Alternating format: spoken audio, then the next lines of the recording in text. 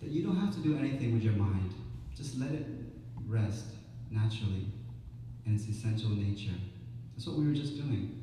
We just turned within and you felt that flow, the life force flowing through you, and you just let the mind just rest there. And you're present in the moment, to that life flow. That's all you need. That grace is just flowing through you, and it becomes the law into your life. See, there's people that live by the law, and there's people that live by grace. And you can choose to transcend law and just live by grace. When you come into mysticism, last week we talked a little bit about the mortal, the metaphysician, and the mystic. And so the metaphysician is about the law, the mental law. But the metaphysician at some point has to give up control and let go. Because we're always trying to control everything. It's just too much work.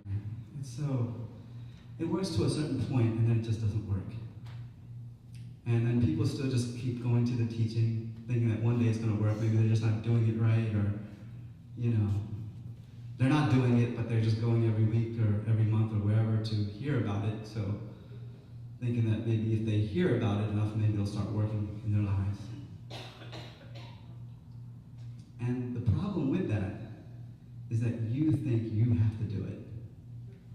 The image of who you think you are is not who you are. This self-image, this idea of the body, the mind, the image that when we look in the mirror, we can laugh at that image because it's not who we really are. We're much more than our body, our mind. We are awareness. We are consciousness. We are the formless spirit.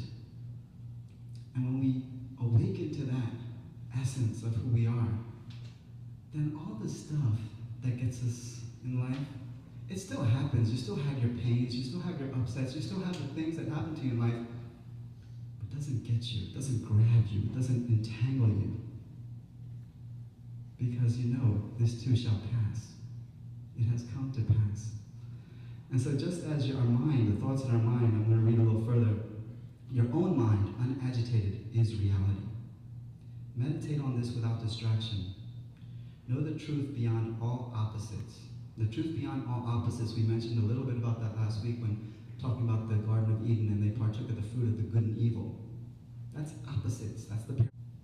And saying, know the truth beyond all opposites, beyond the duality. When there's not a belief, when we're focused on the opposites and we're believing in that there's a good power for good and there's a power for evil, then we're thinking in our consciousness that there's two powers, not that there's only one God. There's only one power, one presence, one life. That life is God. Or spirit, if God doesn't, God's a highly charged word. It doesn't matter what name, what word you use. It's the essence, and the essence is beyond name. It's beyond word, So thoughts are like bubbles. This is coming back to this too shall pass. Thoughts are like bubbles that form and dissolve in clear water. You ever watch water ripple in the river? There's bubbling coming. The bubbles just come and dissipate. Come and dissipate. Same thing with our thoughts. They come, they dissipate. They come, they dissipate. But that which you are doesn't dissipate. Is changeless, is timeless, is eternal. Being. It's the truth of being. And when we're present in the present moment, we come into that presence. And that presence starts to dissolve our conditioned past.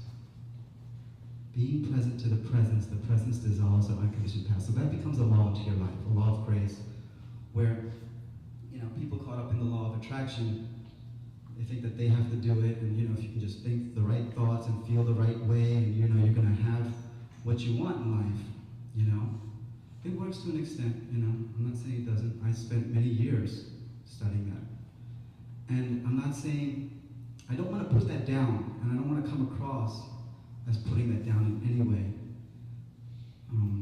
But I'm sharing my experience, honestly, of take no thought. Christ said, take no thought. What you shall eat, what you shall wear. That's a different level. It's a different level of maturity and understanding and spirituality. Take no thought. Who by taking thought can add 1 cubit to their stature? It doesn't matter, you can think and affirm all you want. You're not going to change the eternal truth of who you are. That eternal truth of who you are, you can awaken to it or you can be asleep to it, but you cannot change it. And when you awaken to it, when you come into presence, the work for you. Because I of myself can do nothing. When you understand that, you get out of the way. The you that you think you are gets out of the way. And the you that you are does the work. It shows up. And that's the awakening process, right? To understand that we're more than our body, more than our minds. There's this presence here, this timeless presence that's beyond name, beyond form. And we're all one with that. No one individual has more of it or less of it. That's the great thing. We all have it. We all have the one consciousness. It's there. It's now. The kingdom of heaven is at hand. It is right here. It is right now. It is who you are.